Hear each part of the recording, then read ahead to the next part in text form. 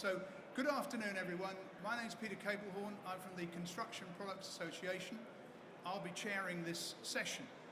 And what we are trying to do in this session is examine the future safety of buildings. We're trying to look at exactly all the work that's emanated out of the Hackett Review, and to look at various bits of the industry and see how we're responding. And to help me do that, I've got a great panel lined up to my right. So I've got Chandru Disanaiki from MHCLG. I've got Graham Watts from the Construction Industry Council. I've got Hal Davis from CIBSE, and I've got Susan Brooke-Ward from the Manufacturing Technology Centre in Coventry. So we are hoping that each of our panel members is going to give us a little insight into their area of expertise and involvement. Then we hope when each of them is finished, we've got a little bit of time for questions with you and maybe exercise some of the points that you might feel need airing coming out of that conversation. So without further ado, I'll invite Chandru to the lectern. Thank you very much. I'll imagine a roar of applause. Thank you so much. Thank you. No. I'm jesting. Home. Yeah. Home. When I say home, what does it conjure in your mind? Maybe safety, maybe warmth. If you're a bit like me with my boiler broken at the moment, it's not too warm, but we've got electric heaters going everywhere, so it's getting there. But certainly for my children, the thought of coming home is they know they're safe. If they've had a tough day at school, they know they're safe from the teachers or from the other kids. They know they're safe to escape to their room, and they know that everything's going to be okay. And I've never grown up from that feeling of safety when I get home. When I've had a really bad day and I walk through my door, it's just that relief. So what does home mean to you?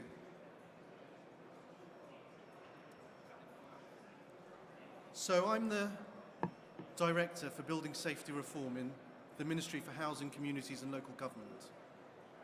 And I've had to think a lot about what home means, because that's essentially what we're trying to create following Grenfell.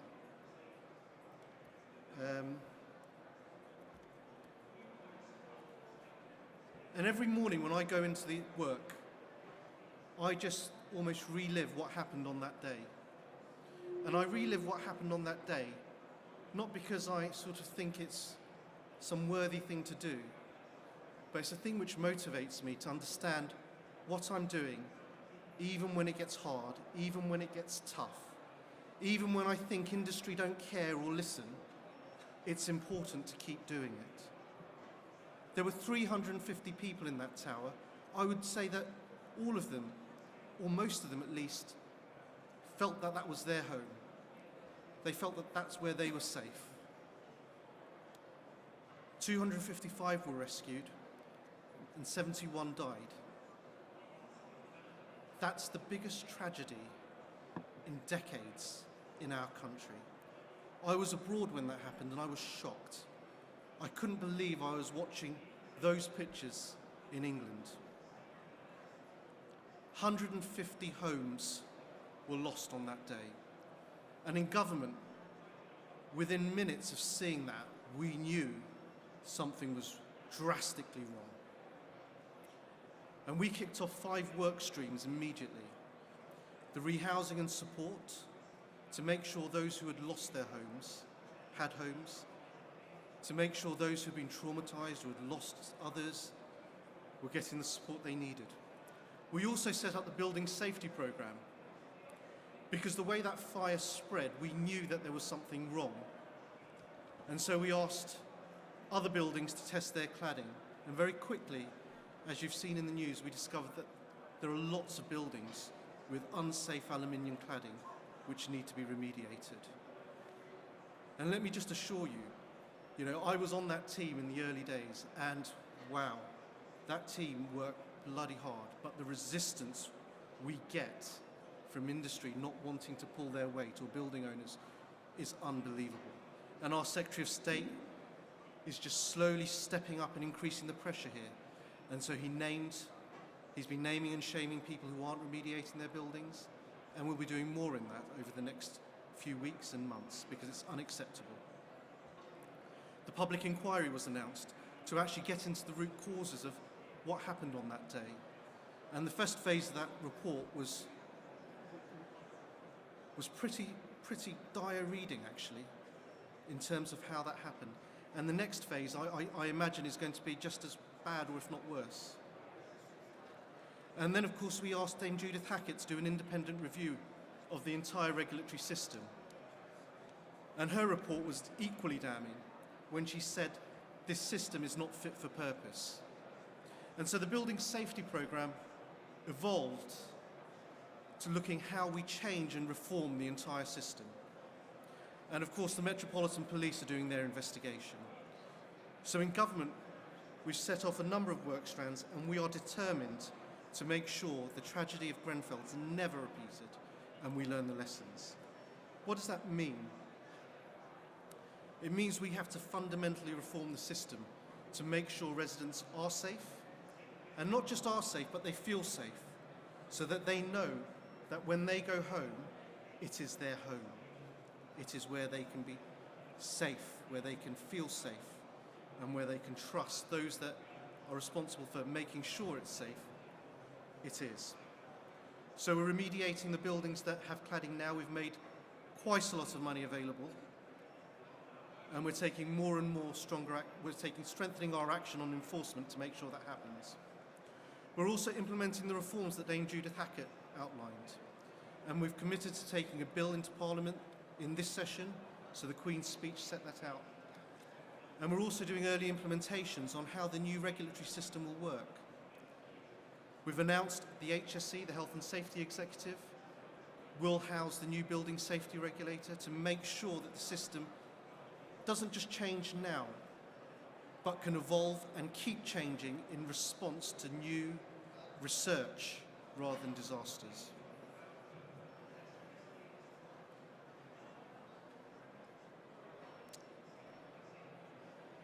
We're also looking at the building regulations guidance as we speak, and we've been consulting on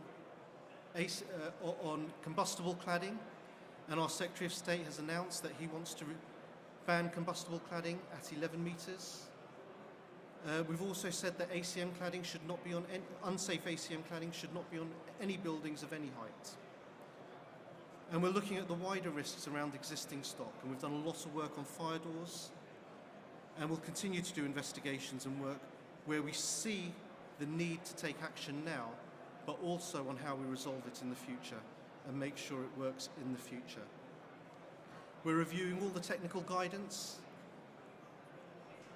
and we're changing the laws, and we're working on competency with industry and with regulators. But that's not enough. We need to go further. But we need to go further, as in everybody involved in this. It's not just about government making change or recognising the change. It's also about industry. And this is a moment for this industry.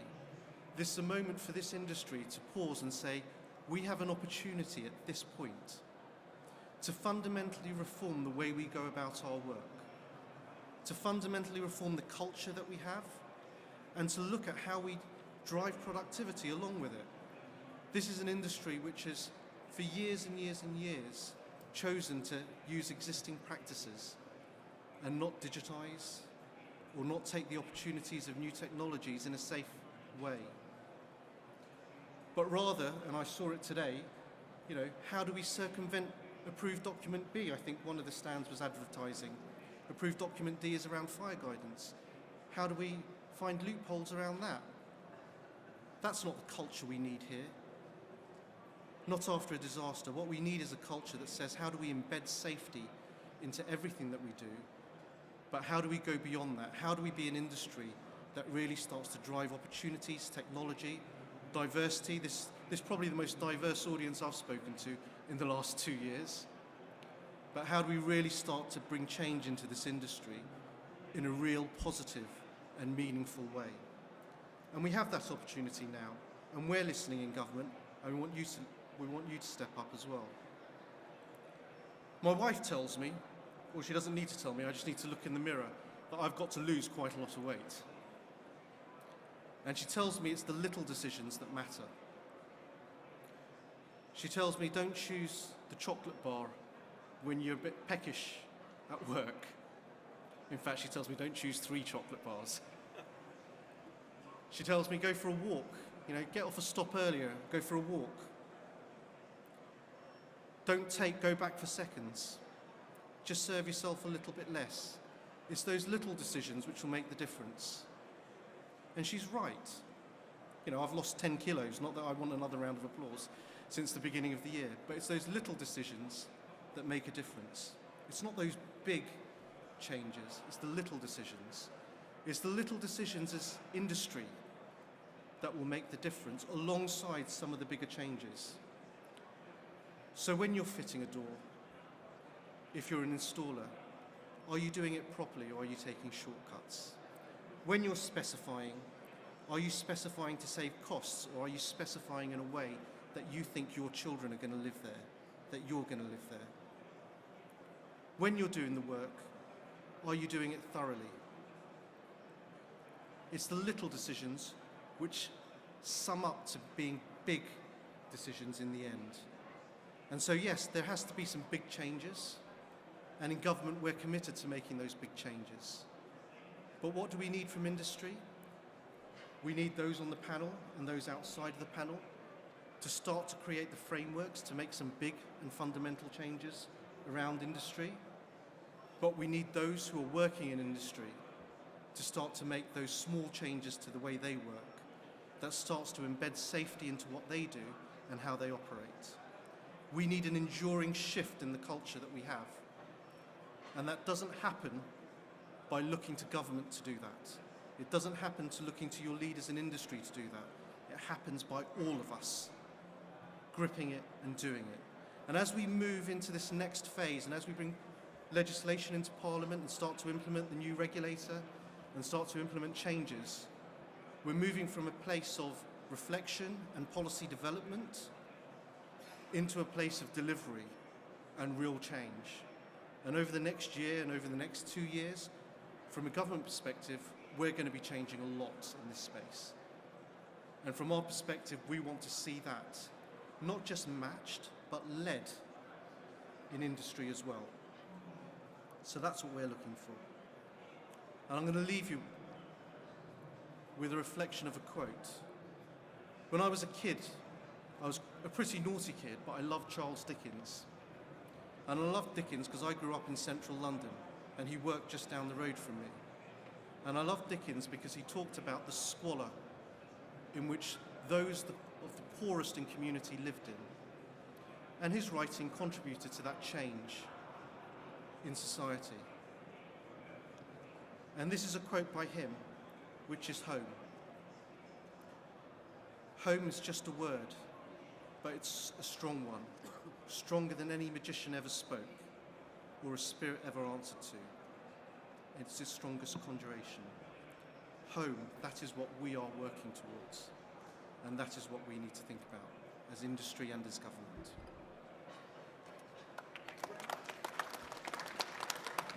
Chandru, thank you. And so every journey starts with a small action, and I think that's really key for all of us. And so now I'd like to introduce Graham Watts from the Construction Industry Council.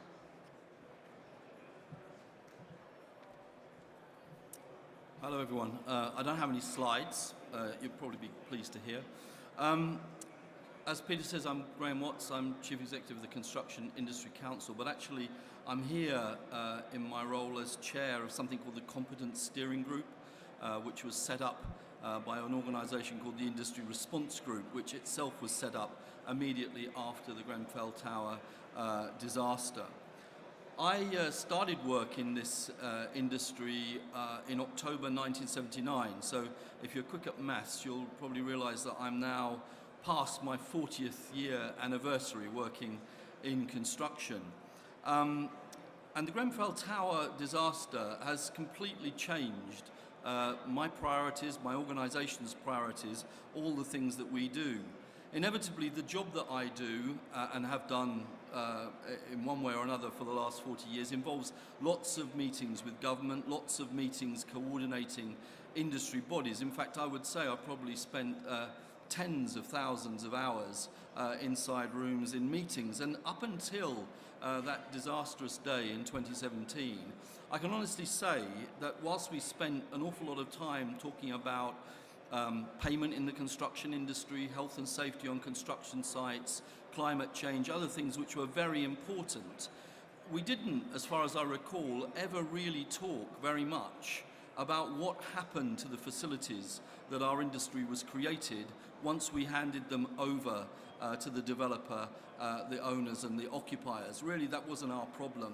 We handed them on. If people were lucky, they got some soft landings. If they were luckier still, they got some manuals about how to operate their building. But we just didn't talk about the safety of the people who would be occupying those buildings.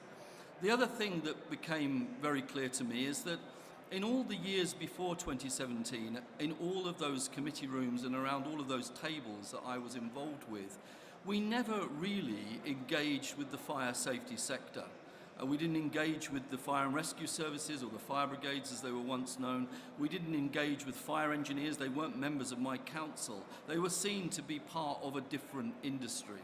All that, of course, has changed greatly in the last 2.5 years. I've got 5 minutes, probably now 4 minutes to talk to you. So summarising 2.5 years of intense work is very difficult. But one of the things that Grenfell obviously drew attention to, and the need for, is to transform the competence culture within the industry. And we only have to look at what Judith Hackett said about competency in her report. And I'll just quote a couple of things. She said, "Competence across the system is patchy.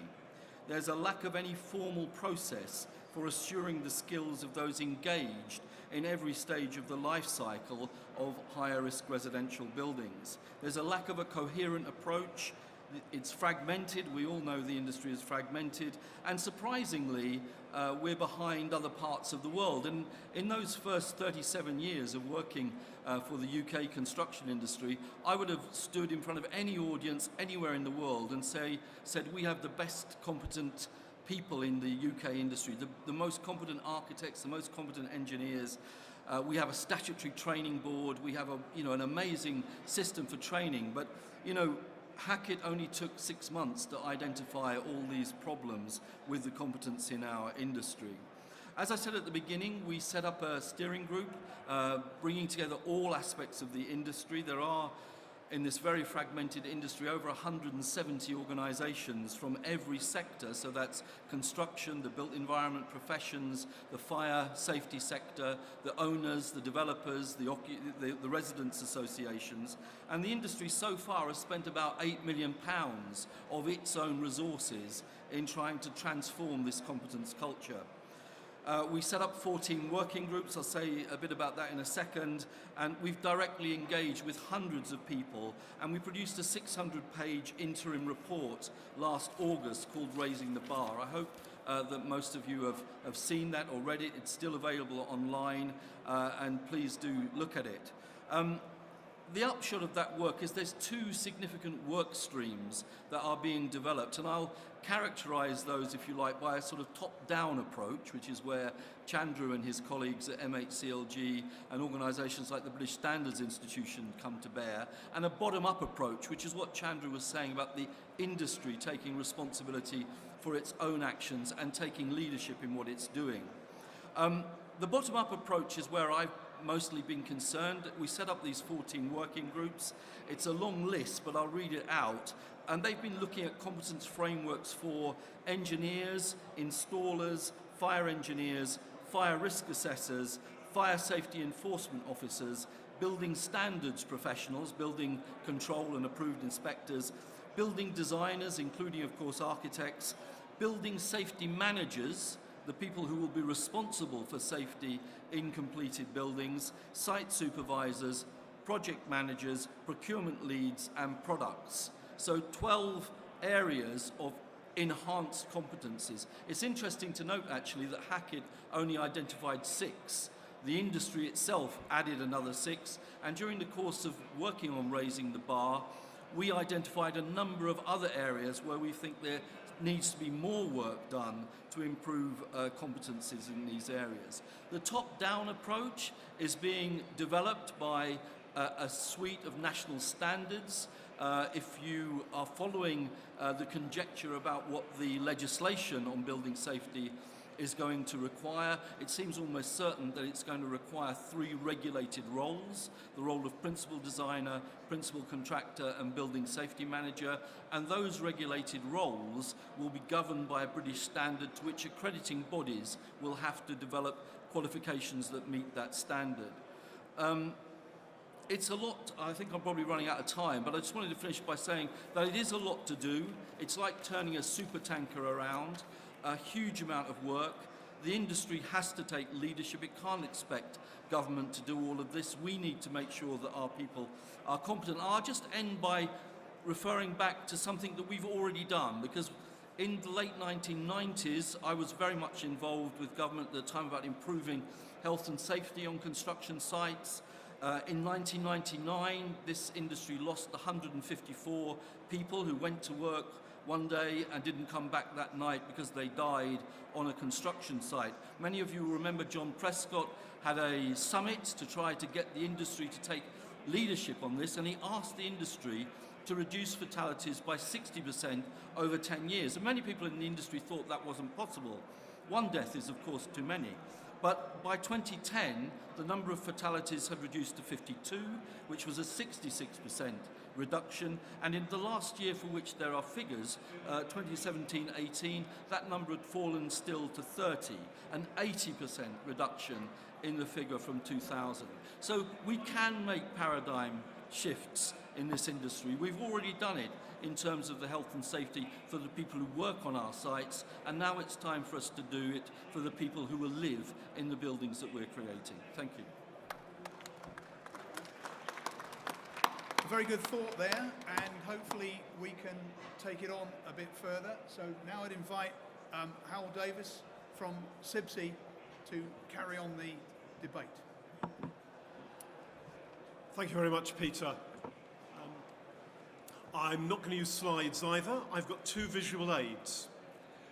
My day job is as Technical Director at CIBSE, and pretty much since June 2017 I've spent a considerable amount of my time involved in the industry initiatives. And it has led me to one really important conclusion, which I want to start with, which is that Grenfell has to lead to change. There is no other alternative. Now, there's quite a diverse range of ages in the audience, and I think some of you may remember this document. It's called Constructing the Team, and it was written in 1994, yes, that's right, by the late Sir Michael Latham, who was asked to investigate the state of the construction industry and to report particularly on procurement and contractual arrangements. And he did that, and many of the recommendations did eventually make it. I hadn't been in the industry very long at that time, but my abiding memory of the Latham report and of several that have come since is of an industry that viewed it as an inconvenience and as something to be got around, and that if they hunkered down and kept going with what they were doing, then they'd be able to see Latham and his recommendations off. Now, they weren't able to do that fully, although in certain areas he was seen off. Project trust funds, for example. There have been a number of reports on the industry since, and I'm afraid I think you have to conclude that many in the industry have tried to adopt the same approach. If we ignore it for long enough, it will go away. And I would like to say to Chandru that from a CIBSE perspective, we absolutely do not accept that that can be the case this time. Judith Hackett's conclusion that the system is broken and all that has emerged so far and is continuing to emerge. And you only have to go on the Grenfell Inquiry website to see more evidence that demands that the industry changes.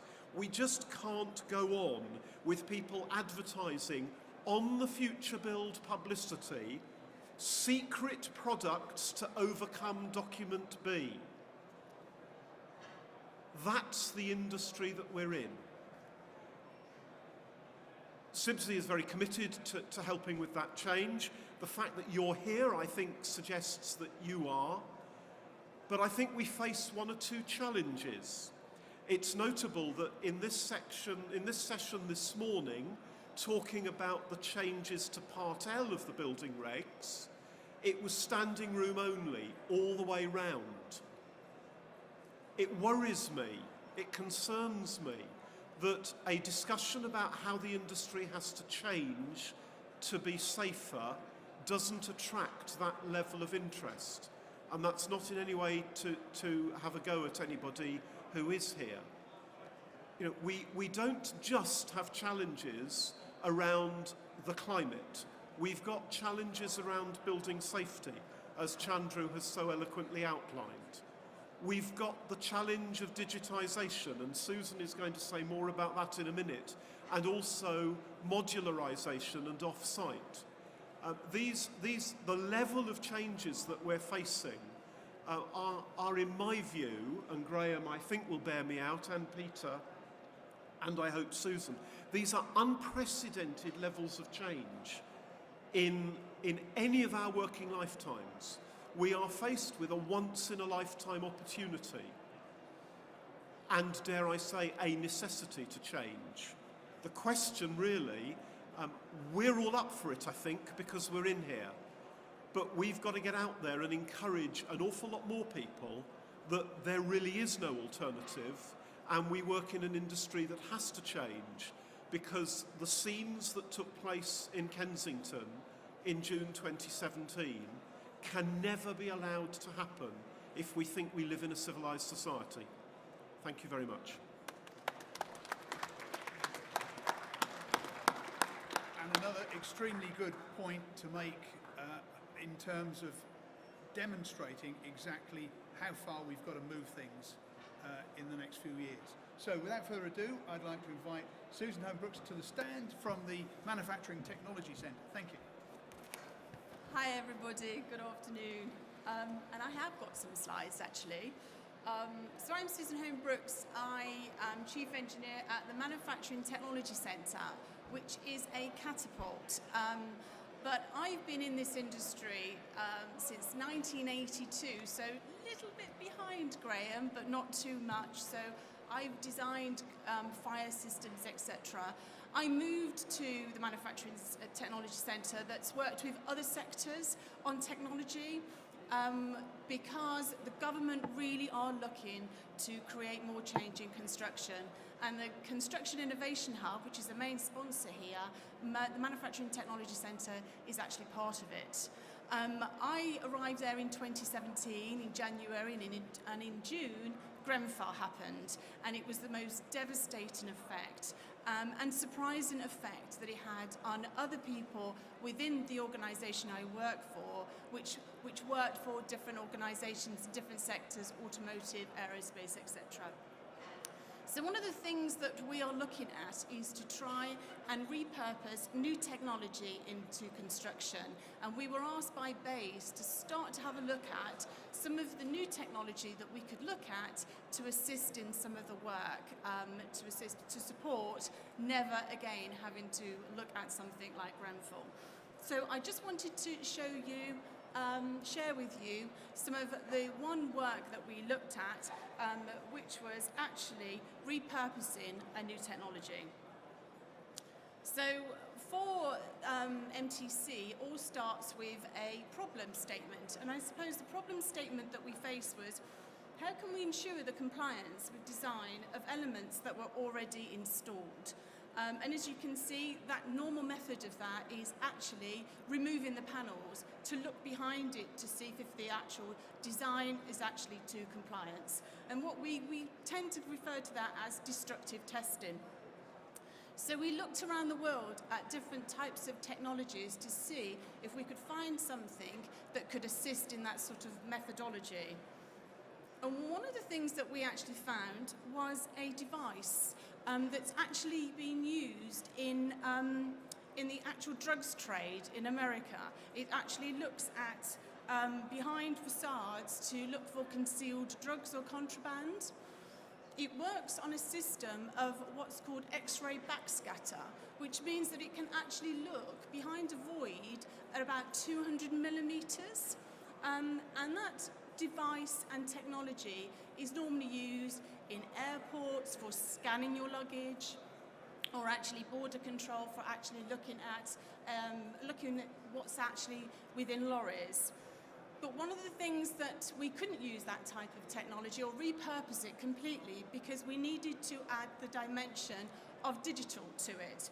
What we needed was we needed to know where that device was looking at in space. So we needed to actually create a digital stitch, and that digital stitch was one of the new technologies that we looked at with using AI technology and algorithms of actually piecing together, like a jigsaw, piecing together areas of what was scanned and creating an actual digital record, which then could actually then be looked at with the digital model. So things like vertical cavity barriers that are behind facades could be actually checked, the horizontal cavity barriers, and also more importantly, the intumescent strips could actually be identified. So when you start to look at that, you can scan the entire facade of a building, and then you could create a complete digital model which can be done after construction, right after construction, but can also be done during the life cycle of the actual building to look at any sort of degradation, or if there's a storm, and you can actually check to see if the facade is actually still working correctly with the intumescent strips. So I've actually got here a very quick video just to show you the actual device actually working. So this is in our workshop at MTC, and you can see that the actual device with the GPS actual monitor, and this is where we've been actually creating more and more discovery items on it and checking to see what else we can do with it. We're working with the BBA. They're giving us panels of different types of materials so that we can actually start to look to see what is the actual backscatter reading of those particular elements of the actual materials and composites that are actually behind it. To deploy it, I suppose, onto a building, what we can do is we can look to use the existing gantry systems so that the device could actually be completely scanning the vertical face of a building, or we're actually looking at potentially for a drone deployment, so it can just be released and actually be checking against the actual design of the building. So I hope that's been of interest to you. That is where we're using new technology to create different assurances in the industry. I thought I'd finish on Einstein's quote. I mean, Dame Judith Hackett has actually said it's utter folly that we're not actually correcting the sins of our past. But I think if we actually try to correct them, we're doing the same thing again and again, we're just going to get the same result. One of the things that MTC are working on is looking at new technology, how we can deploy that to actually create a different future for us.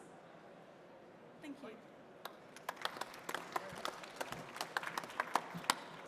Wonderful, Susan, thank you. Right, so now we do have a roving mic, so we've got some time for some questions. So I'd like you to, if you've got a question, just say who you are and just give us where you're from, please. So who wants to be first? Yes. Hello, my name's Dave Worley. I live in Billericay in Essex, and I came here in 2012 when there was a similar exhibition on. And in 2012, I found a product in here which I used in my own loft at home and on the walls of the bedrooms, and it's a foam, and it's a spray foam, and it's called Icinine. And I wondered if there's about 600,000 people at the moment that are worried sick about their house, about their flats and apartments, and I wondered if something like Icinine could be used if there's a problem with cavities between the building and the cladding.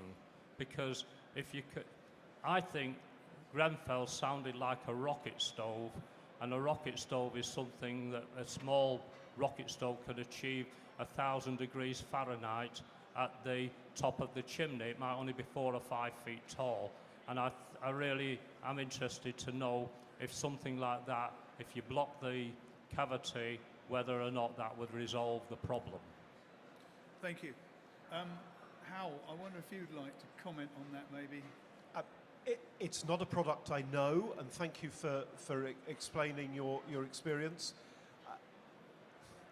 There are probably a lot of things that can be done to remedy faults, but I think where we need to get to as an industry is where we're building things properly in the first place. Absolutely. Yes. Yes, Chandru, please. I just want to be really clear. Grenfell, and the judge has made this really clear now as well, the cladding on Grenfell should never have been on that building. It was illegal cladding. There's no ifs or buts about that. It was not cladding that should have been used on a building of that type. So if that cladding is on any building, it needs to be taken down. And we're very clear about that from a departmental perspective. And I think that's very, very salient advice. And I think, there are lots of products around that potentially can help. But I think the challenge, certainly for the industry on a product level, is to figure out exactly what are the right solutions. But of course, then to have people who understand how to install them properly. And that we're finding is a key problem as well. Right, can I move on? Another question, please.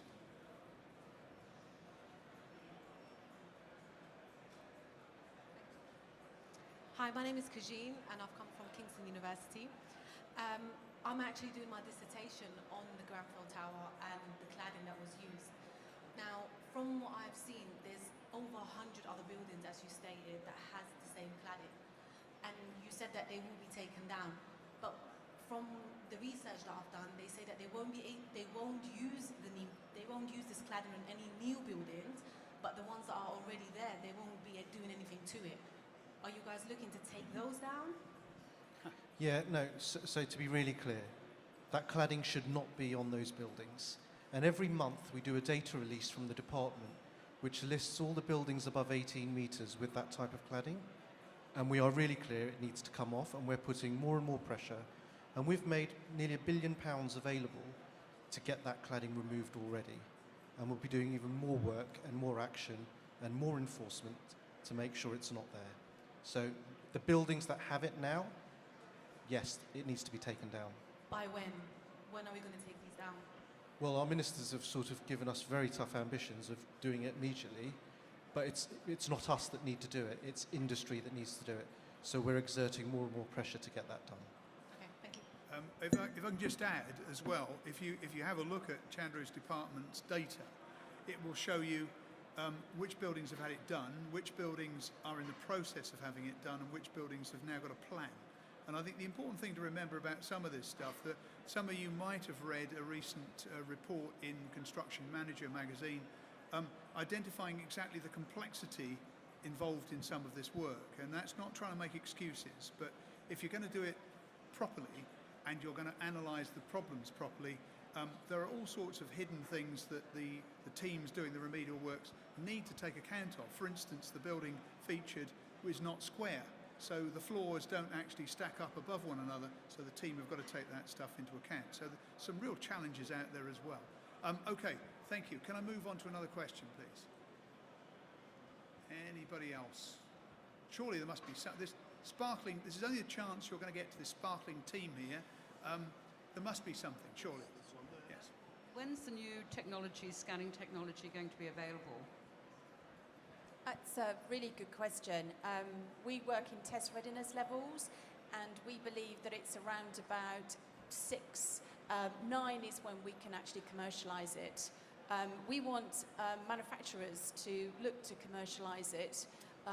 We are a government-led organisation, being a catapult, so we would want people to work with us to commercialise it and then to mass produce it.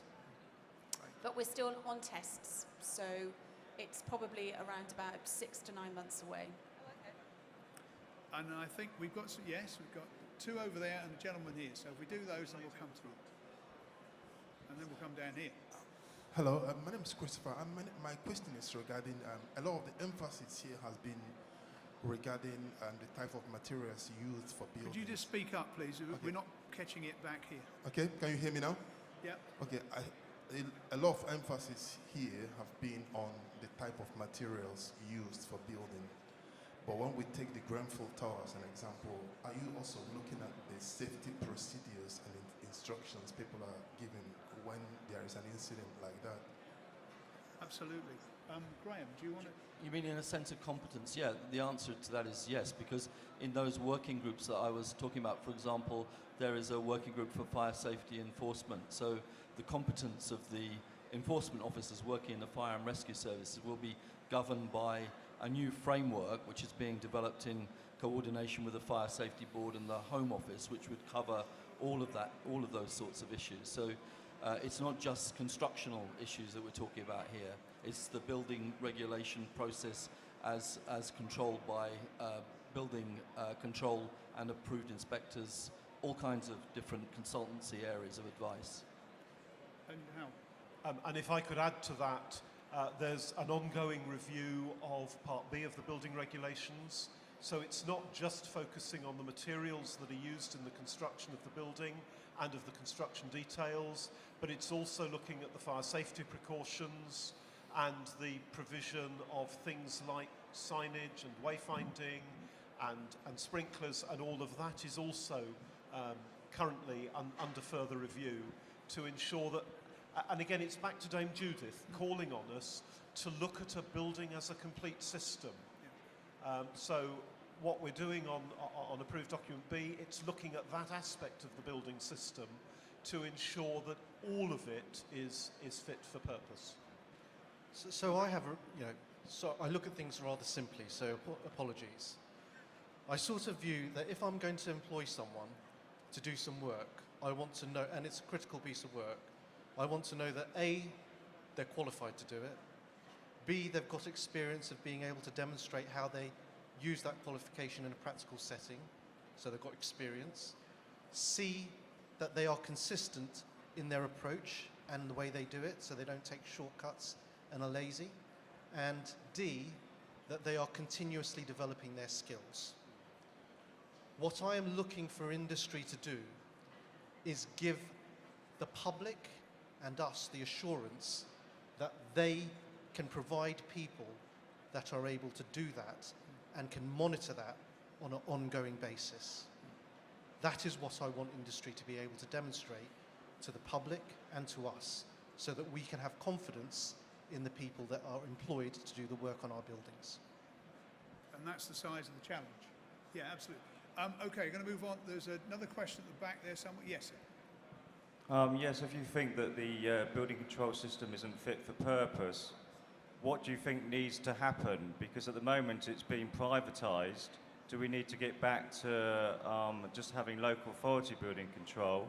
But also, do we need to go wider than that? Do we need to get back to having the old-fashioned clerk of works supervision on our building sites, particularly on our large projects? Because building control officers will never be able to get to site on a daily basis. We haven't got the resources for that. Absolutely. Graham, I think maybe that's you. Well, that's a very good question. I mean, on the building control point, I have to declare an interest on both sides, because both local authority building control and the approved inspectors are members of my council, and we're also the designated body for approving approved inspectors. I mean, I think we need to understand that the system, the building control system, is creaking at the seams, and it needs at the moment both the public sector and the private sector just to be able to keep pace with the capacity issues that are there, let alone the increased capacity that there's going to be with a new regulated system. And I know that both the local authority and the approved inspector sides of the building control profession are working together to ensure that standards are enhanced. They've always had actually performance standards going all the way back 20 years, which deals with things like how many visits AIs or or local authorities make to sites, etc. So I don't think there's an issue of going back to a local authority. I don't think that the system wouldn't cope, frankly. And we should recall, I think it's quite important to say, that there were no approved inspectors involved whatsoever in the Grenfell tower. It was a local authority project, of course. The point about clerks of works, I think, is a very interesting one. And there's no doubt that the last 20 years, 30 years, changes in procurement methods, changing in ways in which construction contracts are let, has diminished the independent inspection on construction sites. The Institute of Clerk of Works is a member of my organisation. When I joined CIC, it had 8, 9, 10,000 members, something like that. It's down to less than 1,000 members because there has been a continual diminution of this independent inspection on site. And the recommendation from the working group on site supervision is to bring back that independent construction inspection to the buildings that will be in scope to the new legislation. So I think that is a really critical area and one which I know the government and the industry are working on. Already the Considerate Constructor scheme is piloting the use of independent construction assessors on their projects. Great. Graham, thank you. I'm afraid time has beaten us, so I'm sorry, we should have jumped into questions earlier, but I hope that's been interesting to everybody. And certainly I'd like you to show your appreciation to our panel this afternoon. Thank you.